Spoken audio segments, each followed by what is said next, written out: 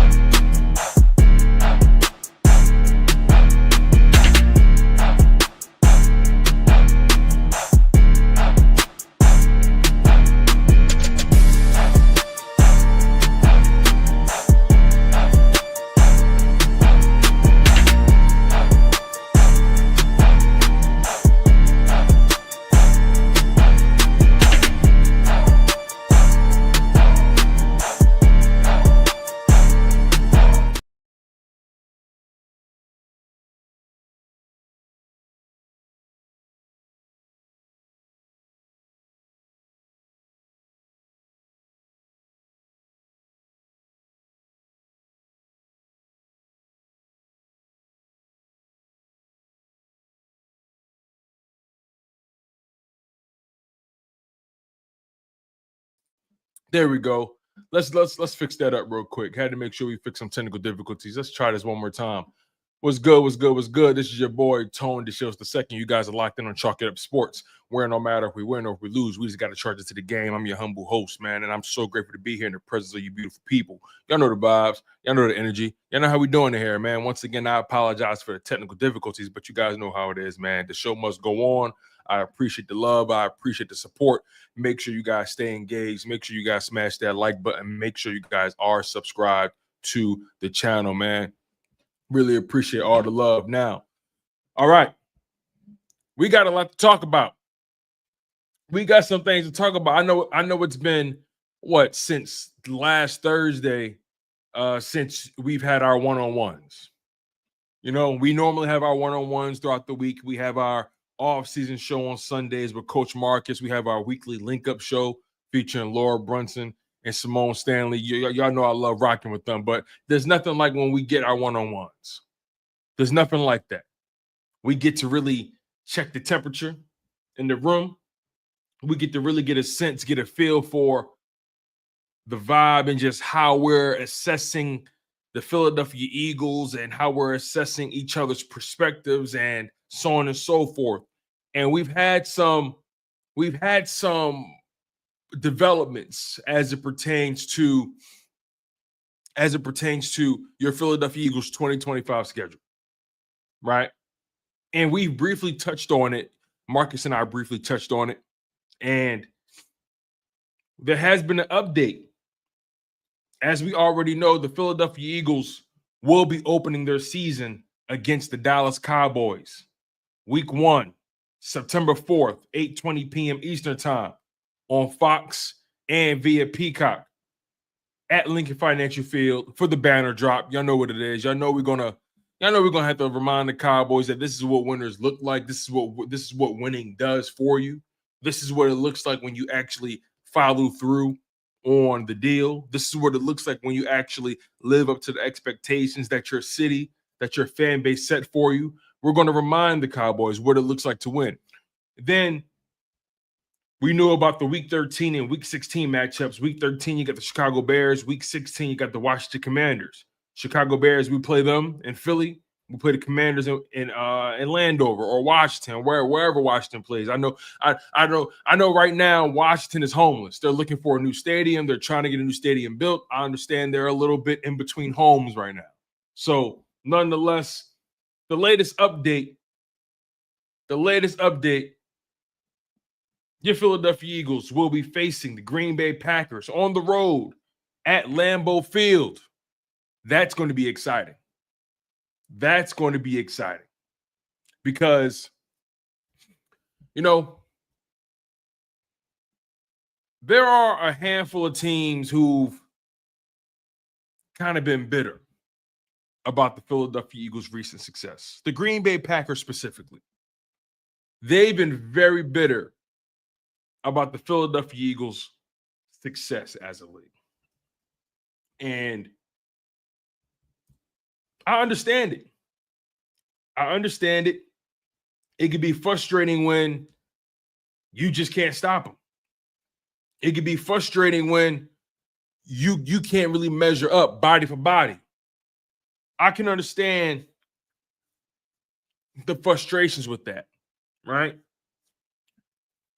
But sometimes you got to just put your helmet on, your shoulder pads on. You got to lace it up and just do your job and do what you're supposed to do, not complain to the refs or not complain to ownerships or not complain to the commissioner.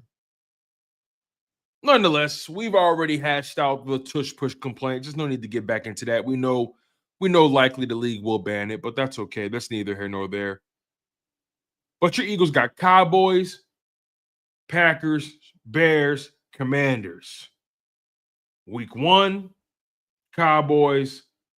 Week 10, Packers. Week 13, Bears. Week 16, Commanders. I want to take this matchup by matchup because I'm looking at each of these teams and I'm saying to myself, they're not there yet. They're not quite there yet.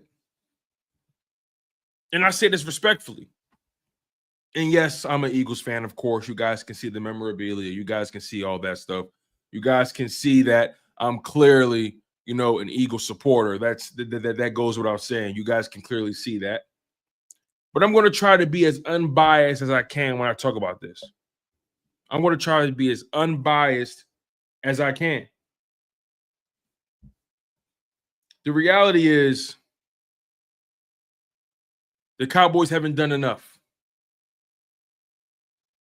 The Green Bay Packers, they haven't done enough. The Chicago Bears, they've made a lot of moves. But they got to prove. They got to prove that they're even a good team. The Washington Commanders, you made it to an NFC Championship game. Congratulations. You haven't done enough. You haven't done enough. I will say this, though. I do like some of the Cowboys draft picks. I will say that. One of my favorite draft picks of theirs is Donovan Izaraku out of Boston College, the edge rusher. He's a player that I got a lot of respect for. I like what he does. When I think about what the Chicago Bears have done, the Chicago Bears completely rebuilt the interior of that offensive line. Completely rebuilt it. Brought in another wide receiver as well. Drafted a tight end. Made some moves on the defensive side, signing Grady Jarrett. Drafting Shamar Turner. They drafted Zai Frazier at corner. They made some moves that I like. Who else? The Green Bay Packers. They drafted that receiver, Matthew Golden, out of Texas, right? Is that where Matthew Golden played? Make sure I got this right. Out of Texas. Matthew Golden. 5'11", 191 pounds. Talented brother. I like that move. The first time they've drafted a receiver in the first round in years. They brought in Micah Robinson, a corner. They brought in an edge, a DN, an edge guy, Baron Sorrell. They made some moves. They drafted a left tackle, drafted a guard. They brought in Savion Williams, another draft pick. I like what they've done. Brought in another guard. Nice moves. Nice moves. Can't front. The Commanders, what have they done? Let's see. Make sure I got this right here. You know, I ain't going to mince words. I'll keep it respectful. Washington Commanders traded for Deebo Samuel. They traded for Laramie Tunsil, right? They signed Michael Gallup. I don't know what that's going to do for him, nonetheless. They did draft Josh Connolly Jr. at tackle. I like that move a lot. I like Josh Connolly Jr. Like that player. As a matter of fact, they don't really have too many draft picks. They made a lot of moves in free agency. They traded for guys. They signed Javon Kinlaw, Dietrich Wise, Will Harris. They made some moves. But to me, it all has to come together. It's just not enough. I still believe the Philadelphia Eagles are the most complete football team, not only the NFC, but in the NFL. And I say that respectfully. The Philadelphia Eagles proved that they have one of the most complete defenses. They're bringing everybody back on offense. I believe 10 starters out of 11 are coming back on offense. Not many teams can say that. A lot of teams had a lot of turnover.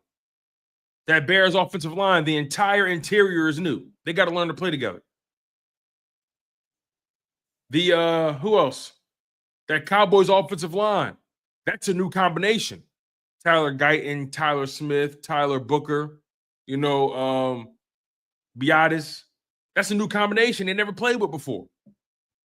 Zack Martin retired. They just traded for George Pickens, right? Can't forget that move for the Cowboys. He's an asset talent-wise. He's a liability mentality-wise, professional-wise. He's a liability. So,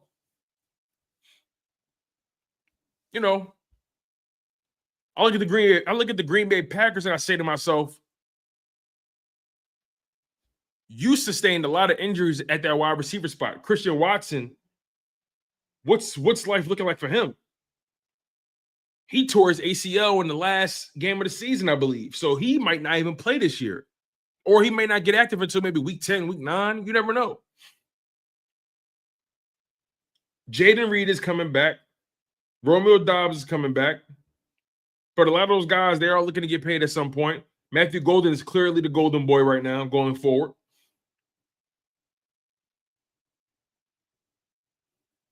But I look at these teams. I look at Green Bay. I look at the Cowboys. I look at Washington. I look at the Bears in particular, right? And again, I'm mainly focusing on the teams that have been revealed on the Eagles schedule. I'm merely focusing on those teams. There are a handful of teams that I'm going to talk about, but as of right now, I'm focusing on Cowboys, Packers, Bears, Commanders. I feel like all four of those quarterbacks have to answer some very big questions. I think all four of those organizations have to answer some questions. If there's any team that's maybe going in with the most comfortable seat compared to those four teams, it might be Washington. Because the quarterback position is a slam dunk. We've seen that, of course. They made it to the NFC Championship. They got blown out. They got blown to smithereens. They got reminded that they're average, but they revitalized that fan base. One can argue they're going in with the most comfy seat in comparison to the Bears, Cowboys, and Packers. But now, if you're a Commanders fan, you have expectations now. You look at Jaden Daniels and you look at Cliff Kingsbury, you look at Dan Quinn, you look at that coaching staff. Who else we talking about here? You look at Joe Witt Jr., you look at those guys, and you have expectations now. Pressure. Responsibility. And if we really dissect that Commanders run or that schedule last year, they were fortunate in a few different scenarios where the football gods shined on them brightly. Hey, listen, a win is a win. A win is a win. But there were moments where that Commanders team got too big for their bridges and they had to be reminded that they're still not quite there yet. But they still made it to the NFC Championship game. That is a feat in and of itself with a rookie quarterback. But now Jaden Daniels comes in a year wiser, sure. But the league now has a full season to take to dissect from this brother. A full season of habits. Not just a full season, but playoff tape as well. They have time to dissect the habits, the strengths, the weaknesses, the hitches to his game. So, again, Washington, great story. Probably the coolest seat out of those four teams that I mentioned on the Eagles schedule. But expectation is a motherfucker. And we've seen these young quarterbacks who come in hot, CJ Stroud, and they come down to earth ever so slightly because the league catches up. Your flaws are a little bit more accentuated. Expectations are there now. So we'll see what happens with Jaden Daniels and the Commanders going forward, but the Eagles are going to once again remind them that this is still our division. Nonetheless, I like some of the moves the Commanders have made. Listen, I'm going to talk my shit because I'm an Eagles fan, but I'm also going to acknowledge the reality. Get used to that part of the show. I'm always going to acknowledge the facts, but I'm also going to talk my shit at the same time. It's par for the course. Y'all know what it is, especially if you're an op. So the Commanders, I like some of their moves. I do. They got Deebo Samuel for a pretty cheap trade package. I would say they did give him draft picks, but we'll see if Deebo Samuel still has something left in the tank. We'll find out. Scary Terry, I know what he's going to do. Very good player. But Jaden Daniels, another year of pressure. Another year with pressure now, with expectation. Let's find out. Let's find out who he is. Now, again, I say these four teams, Cowboys, Packers, Bears, Commanders, those teams have to answer some questions. We talked about the Commanders. The Dallas Cowboys. Matter of fact, let's save them for last. Let's go Bears. Chicago, you finished the season 5-12. You went 1-5 in your division, 1-7 on the road, 3-9 in the conference. You had a -60 point differential. The worst by far in your division. That can't happen again. Caleb Williams, it was a rookie year last year. He had a terrible head coach in Eberflus, which I acknowledge. And I'm definitely not going to hold that against him, but so much. But people look at Jaden Daniels and they look at you and say, hold on, wait, who was the better prospect really?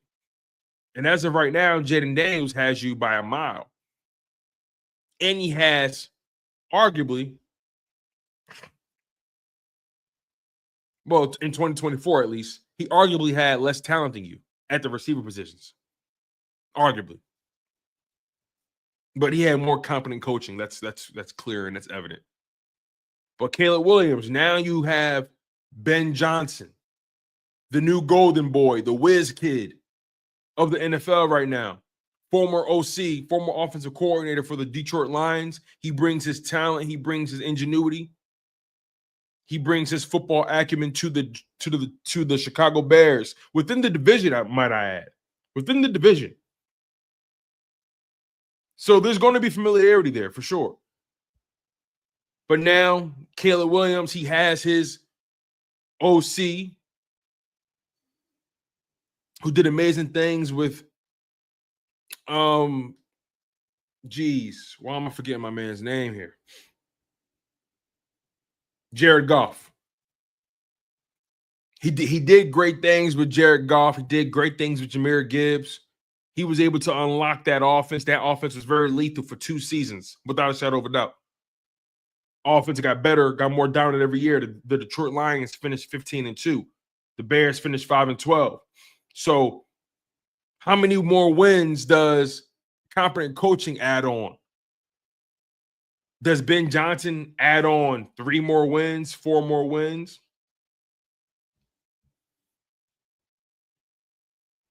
On top of that, Chicago, you got Montez Sweat on defense, Grady Jarrett. You got TJ Edwards at linebacker, Tremaine Edmonds. You guys have Jaquan Brisker at safety, Kyler Gordon at the slot. You guys have talent on defense. There's talent on that defense side of the ball. Offensively, there's talent. The Chicago Bears are a talented football team.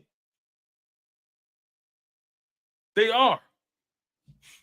Make sure you guys smash that like button. Make sure you guys are subscribed to the channel. I appreciate the love. I appreciate the support. You guys have been phenomenal right now. Fanny, thank you for the super chat. She said, Scary Terry can get locked down. Debo is more of a running back than a wide receiver, so there's that. Dobbs is overrated. Christian Watson stays hurt. Jaden Reed is sus. We got this. Oh, yeah, best believe that. I'm not tripping about them at all, Fanny. You know how we get down.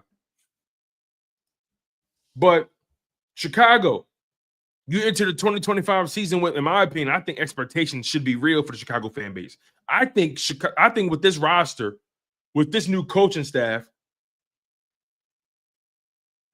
the Bears should at least compete for a wild card spot. Hell, I think they should compete for their division. Is that overzealous, chat? Is that overzealous?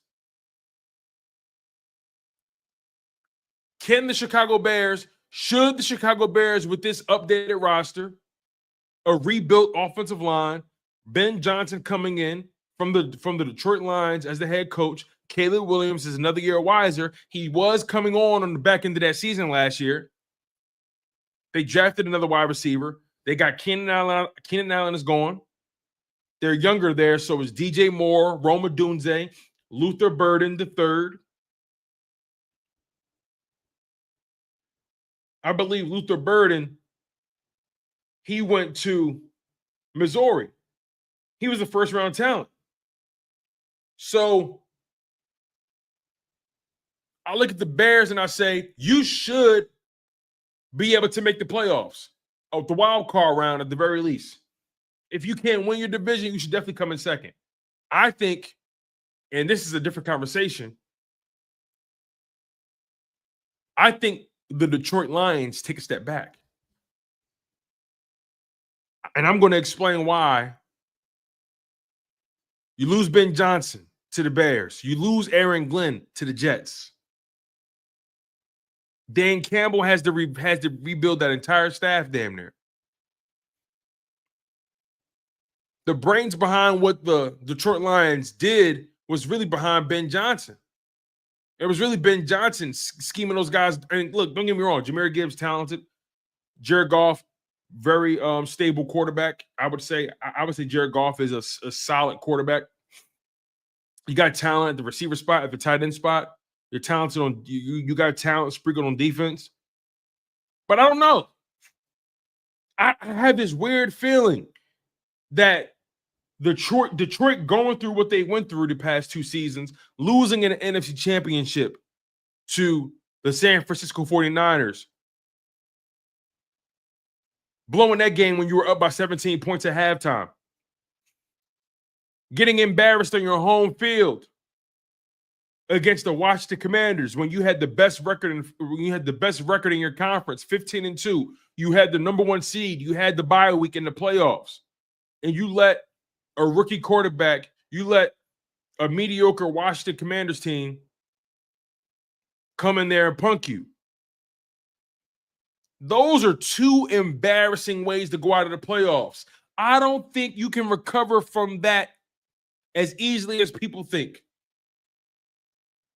And again, losing your coaching staff, let's see what Dan Campbell can do. This is a real big test for Dan Campbell. This is a real big test. But I digress. Ben Johnson is in Chicago now. Caleb Williams. You got weapons. They've done more for you than they've ever done for Justin Fields, which I think is a travesty. I feel like Justin Fields got the shit into the stick, but that's a different conversation. But Caleb Williams, no excuses this year. No excuses. You got the coach. They rebuilt your offensive line. You got weapons. They got you another wide receiver, a first-round talent wide receiver, and they got you a first-round talent tight end. You got 2 top-tier tight ends in Colston Loveland and Cole Kmet. You got DJ Moore, Roma Dunze, and Luther Burden III.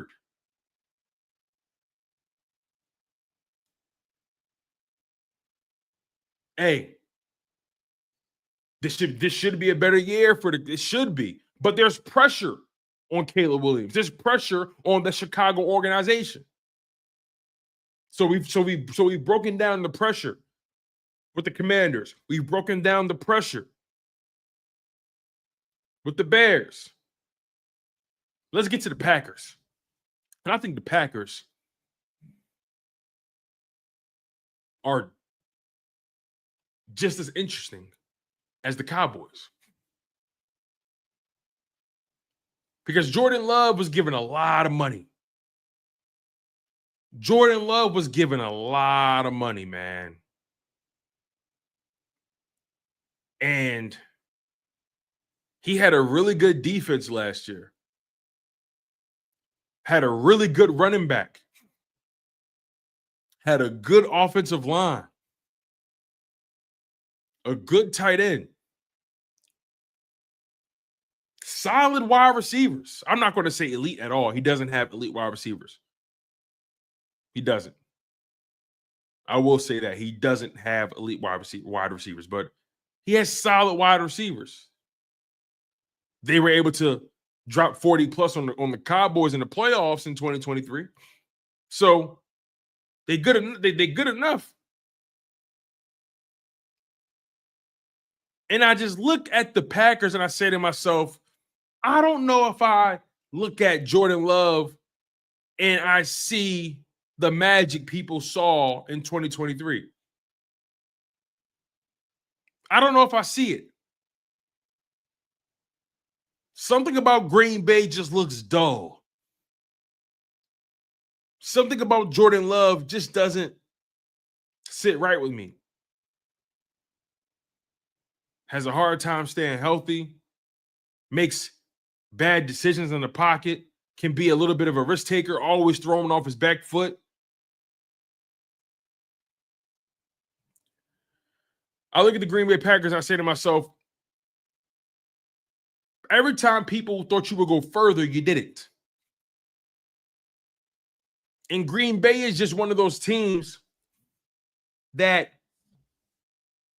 they're gonna play and they're gonna play well. Like they're a team that you have to respect going in. But do we really look at the Green Bay Packers as contenders? Now you brought in Matthew Golden. That is a good addition at the receiver position. That's a very good addition. You brought in Savion Williams.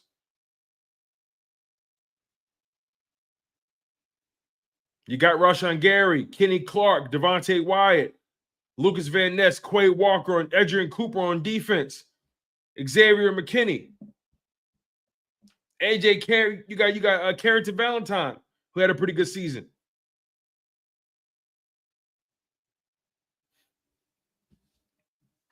I just think the Packers are a team that's, I don't think anybody fears Green Bay. I think people respect Green Bay, but I don't think anybody fears them. I don't think anybody looks at Green Bay as contenders. I don't. I'm trying to think of a move they've done that makes me say, "Oh, okay, Green Bay. I like that." An underwhelming offseason. Underwhelming. And again, I look at the standings. Green Bay went 11-6. Green Bay. I look at Jordan Love and I say, damn. Had a hard time protecting the football at crucial parts of the season.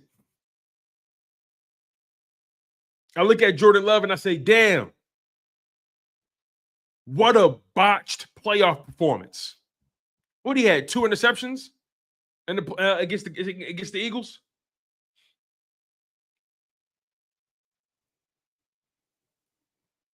Right? And I think, if I'm not mistaken,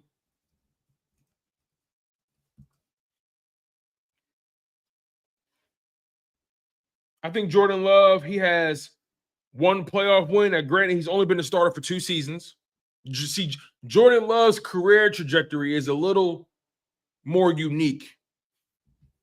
It's a little more unique because he sat those first few seasons behind A-Rod.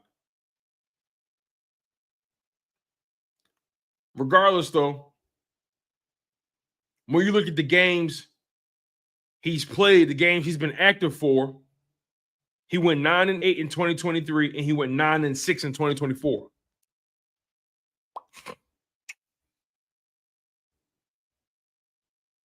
Back-to-back seasons, 11 interceptions, but his touchdowns went down. Completion percentage went down. Touchdown percentage went up. He just didn't have the same season in 2024 as he did in 2023. This is a big year for Jordan Love. He's getting paid big time money. Big time money. Shout out to my man Joseph Robinson with the $2 super chat. He said, "Thanks for the hat, my guy. You already know, big dog." Hey, listen, send me a picture to that email, Joseph. Send me a picture of the merch so I can post it on the channel. Send me a picture of the merchandise of the giveaway, and we'll bring it up on the screen for the live stream. Thank you for the super chat. He threw 3 interceptions. My bad. My bad, Tay Baby. Thank you, Tay Baby. 3 interceptions. He threw 3 of them. Thank you, Ty Baby. Q got 1. Slade got 1. Baun got 1. 3 INTs. That's not what a $55 million quarterback does. It's not a good look. So I think there's a lot of pressure on Green Bay, in particular Jordan Love, coming into the season. Now we get to the Dallas Cowboys. The team that thinks that this is their year every year. The Dallas Cowboys are a team that routinely gets in their own way. They're a team that lacks culture. They're a team that lacks focus. They're a team that lacks an identity. They're a team that's still hanging on the coattails of yesteryear. They have not done anything relevant in the 21st century. They have not done anything remotely to be proud of in the 21st century. That is a fact. That is a fact. Their saving grace is Dak Prescott's record against the Eagles. That's their saving grace. That's their saving grace. Dak Prescott is 9-3, 9-2 against the Eagles. That's their saving grace. You can have that. You can have that. Two different quarterbacks from the Philadelphia Eagles have won Super Bowls before Dak Prescott has. Let that sink in for a second. We're not talking about feelings. We're talking about facts now. We're talking about facts. Two different quarterbacks, two different head coaches, two different rosters that the Eagles have constructed have won Super Bowls before Dak Prescott and the Cowboys. How is that possible? Dak Prescott is what, entering year 10, year 11, and hasn't seen a conference championship game not once? The Dallas Cowboys, even though we don't expect them to do anything, I think the Dallas Cowboys got some pressure on them. Dak Prescott is trying to bounce back from injury. They got him a new shiny toy in George Pickens. CeeDee Lamb comes back with the new money, you know what I mean? Micah Parsons still has to get paid. We'll figure out how that goes. This offensive line is brand spanking new in terms of the combination. Tyler Guyton didn't have a good season last year.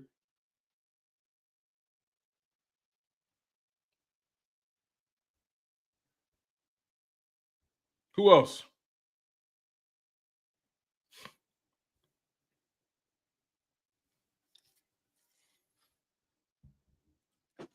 Cooper Beebe had a decent season. Terrence Steele was okay, but overall, the left tackles and right tackles for the Cowboys were mediocre, below average. Nothing to write home about. Inconsistent. Zack Martin retired.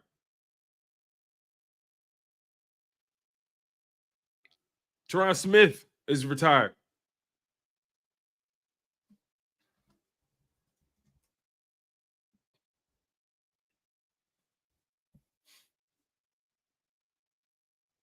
Now, Jake Ferguson, he's healthy.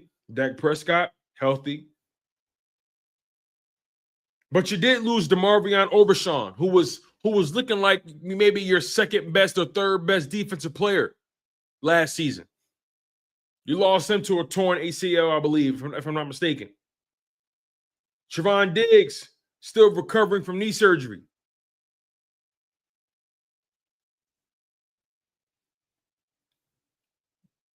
That Cowboys team has to figure some things out.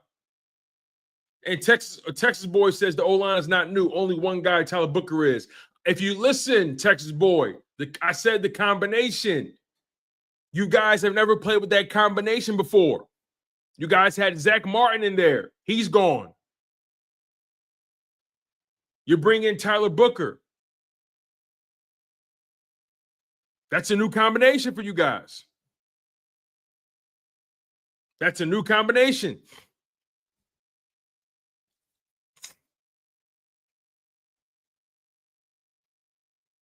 All I'm trying to say is I look at the Cowboys, I look at the Packers, I look at the Bears, I look at the Commanders, and I say, okay, you tried to make some moves in the offseason. You tried to do your best you could to get better. I think the Chicago Bears did the most to get better, but that doesn't mean they're the closest to the Eagles, if that makes sense. They were so bottom of the barrel. I mean, but I even felt like the Chicago Bears should have been better last year. I thought the Chicago Bears were talented last year. That's just my opinion. That's just my opinion. I thought Chicago was more talented than what that record said last year. But now they got competent coaching. We'll see what happens. I think Chicago underachieved last year, but they got competent coaching. We'll see how it goes. But I don't really look at the Cowboys. I don't look at the Commanders. I don't look at the Packers and say they've closed the gap. I don't see that. I don't see that. We played the Cowboys 2 times last year, swept them. We played the Green Bay Packers 2 times last year, week 1 and in the wild card round, swept them, dominated them. We played Washington 3 times last year, 2-1. Should be 3-0, but I ain't even mad at it though. 2-1. So and then the Bears, we didn't play them last year, but you know. So the Eagles are, what is that? 2, 4, 6, 6-1 against these 4 opponents.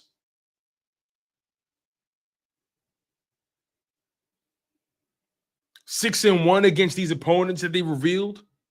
And again, you got the Cowboys week 1, Green Bay week 10, Monday Night Football, Chicago Bears week 13 on Thursday Night Football on Prime. Week 16, Washington Commanders.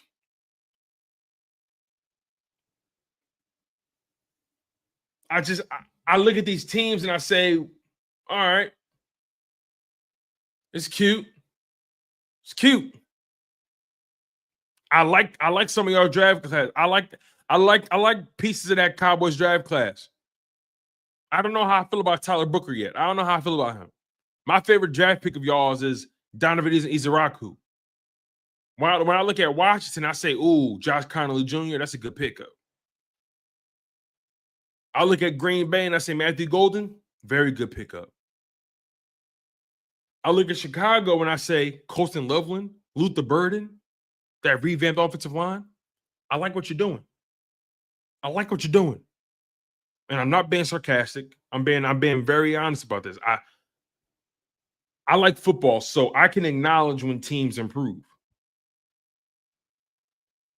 But the Eagles, though, the Eagles have improved as well. I mean, I look at this Eagles team and I say to myself, you're bringing back 10 of 11 starters on offense. The only position you have to replace is right guard, and you already have a guy in the building who can do the job. And Tyler Steen. You got A.J. Brown, Devontae Smith, Jahan Dotson at receiver. Jalen Hurts at quarterback, the Super Bowl MVP. Lane Johnson, Dallas Goedert, Tyler Steen, Cam Jurgens, Landon Dickerson, Jordan Mailata. I mean, the offense is sturdy. The offense is still in full tact. In the defense, you did lose Josh Sweat. You did lose Milton Williams. You lost Darius Slay. You lost Isaiah Rodgers.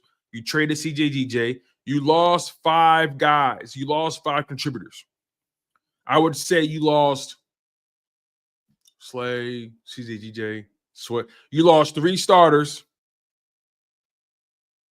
And you lost 2 rotational guys in Milton Williams and Isaiah Rodgers.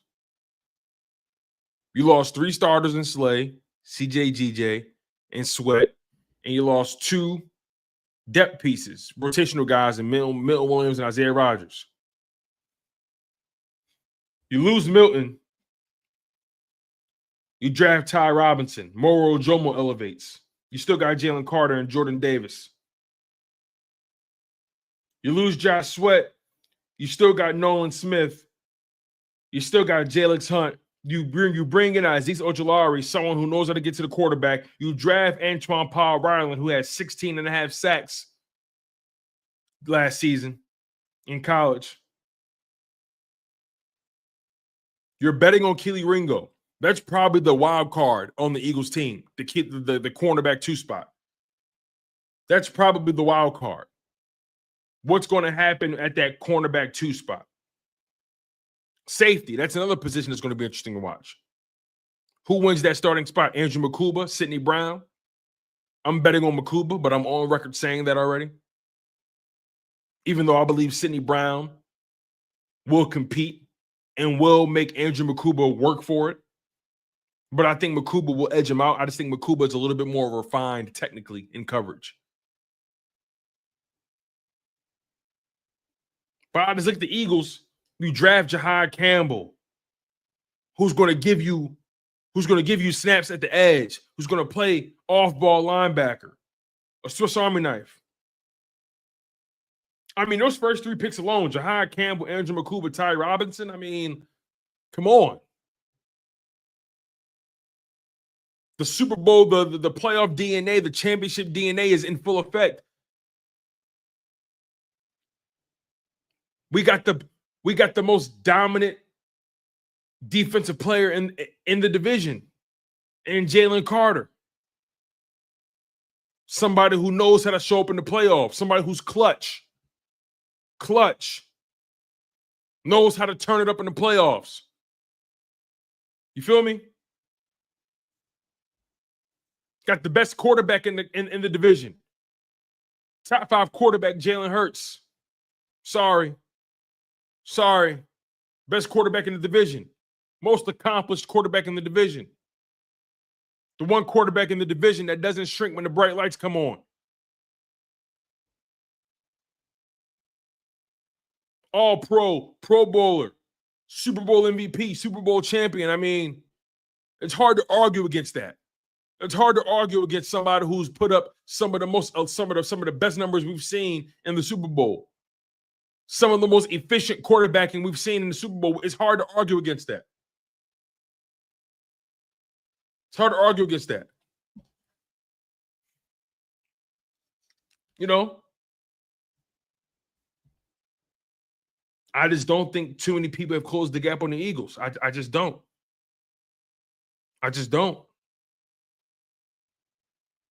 But I do think the Eagles are going to still have to continue to show why they are the best. That doesn't mean anything is going to be given. That doesn't mean the Eagles don't have to earn anything. The Eagles got to show up. They got to play their game. Don't get it twisted. Nothing is being given to the Eagles. Eagles got to come in and remind people who they are. They got to play with that championship swagger. And I think the Eagles are coming into this season hungry. You got people fighting for jobs. You got the position battles brewing left and right. New faces, new hunger. Jalen Hurts is never satisfied. They should have never let him get one. They should never let him get one.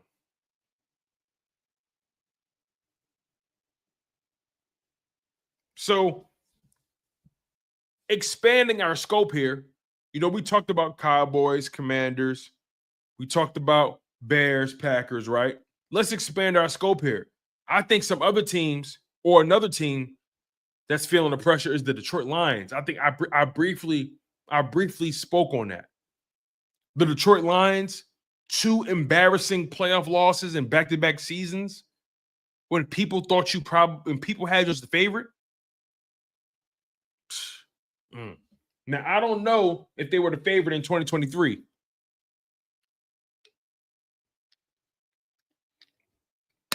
I don't know if they were the favorite against the Niners in that NFC Championship. I don't know about that.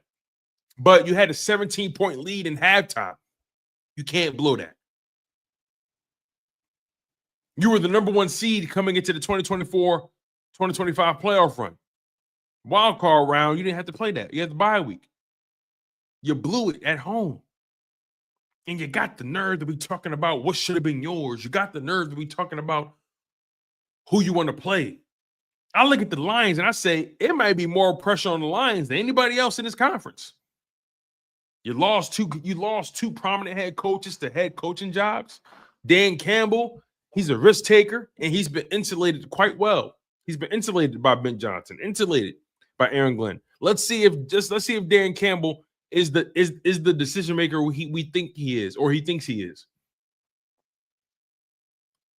I just think Dan Campbell is entering some very unfamiliar territory. And I think this is going to be a very, very interesting way to evaluate him. A guy who has really, really underachieved when it mattered most. And the thing is, they followed his leadership. That Lions team has gotten better and better every single year under Dan Campbell. They've gotten better and better. I give him credit for that. But when it came down to when you were in pole position, when you had the ball in your hands, you fumbled the bag. You fumbled the bag.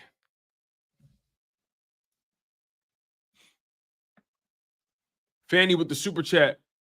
She says, my son is orders the Cowboys' last win. That's funny. I know what you meant, Fanny. That Super Bowl, 29 years old, is crazy. It's nuts, bro. It's crazy. Thank you for the super chat, Miss Fanny. Alex back again, my guy. He says no NFC team closed the gap on both sides of the football, bro. I don't think so. And besides, those other teams got to prove it. Those other teams got to prove it. That's how I'm looking at it. They got to prove it. Let's see what we got here. The Rams. The Rams are interesting. But I think this could be their last hurrah with Matthew Stafford. And I think that's why they were really gunning for Jackson Dart or they were trying to get Jackson Dart. Hence why the Giants traded up or back into the first round. I think the Rams wanted Jackson Dart and wanted to develop him behind Matthew Stafford. And they ultimately had to settle for, let me make sure I got this right here. They ultimately had to settle for, actually, they didn't draft a quarterback. They didn't draft one.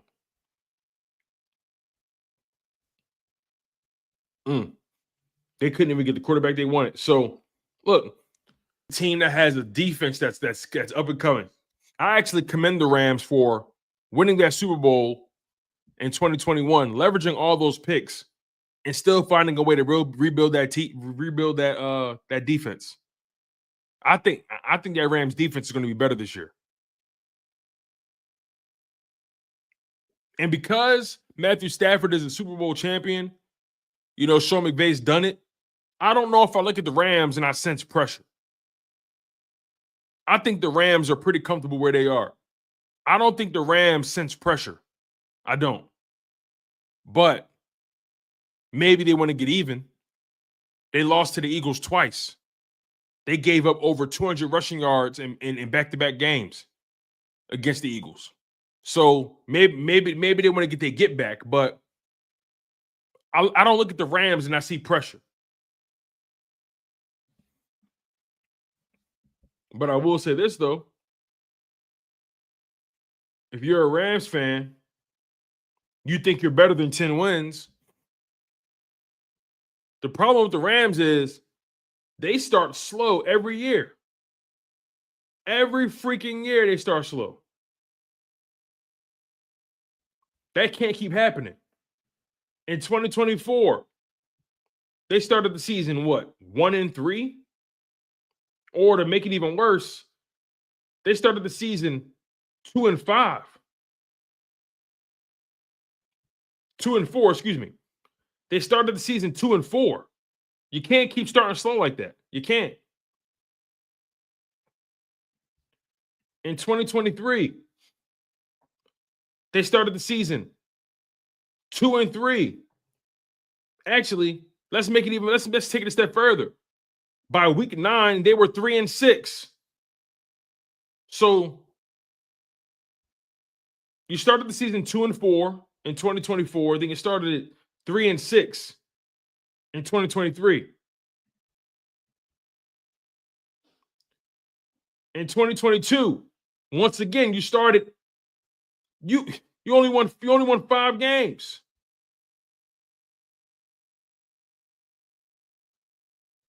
So the Rams, they've gotten into the playoffs in 2023 and 2024 as wild card teams. And I think I like the trajectory of their roster, but they can't keep starting slow.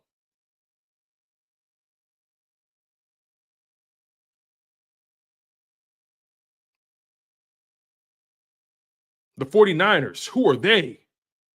The 49ers, who are they? The 49ers won 6 games last year. I don't even know what the 49ers are. I don't even remember who the 49ers are. I don't know. I'm not even going to waste too much time on the Niners, man. We actually about to get out of here. But, overall, let me get to the super chat real quick. Thank y'all for the super chats. My man Alex with the super chat says Dak has to test that hamstring versus us. Yikes. Man, what a hell of a way for Dak to get that hamstring tested. You got a young left tackle. You got a new guard. That whole offensive line is pretty young. I think your oldest guy is what, Terrence Steele or Tyler Smith? I think Terrence Steele or Tyler Smith are like the OGs on that line, but they're still young guys too. That offensive line is young. They're young. And I think Tyler Booker is going to get a rude awakening when he meets Jalen Carter for another time. So it should be exciting. But look, you guys, we're going to get out of here. I appreciate the love. I appreciate the support. You guys have been phenomenal. Thank you guys for smashing that like button. Thank you guys for subscribing as well. We're going to be live again tomorrow for the official schedule release. I can't wait. The entire schedule gets released tomorrow. We're going to find out who we play, when we play them. You know what I mean? So far, we got the Cowboys week 1. Thursday Night Football via Fox and NBC. We got the Green Bay Packers week 10, Monday Night Football. We got the Chicago Bears week 13, and we got the Washington Commanders week 16. So we still got to figure out when we play the Bills. We still got to figure out when we play the Chiefs, the Chargers, the Vikings, the Giants, the Raiders, the Broncos, you know what I mean? Buccaneers. We still got some questions to find out, so I can't wait until tomorrow. Smash that like button. You guys have been great. I've been your humble host, Tone DeShields II. You guys have been locked in on Chalk It Up Sports, your Philadelphia Eagles news source, where no matter if we win or if we lose, we just got to charge it to the gang.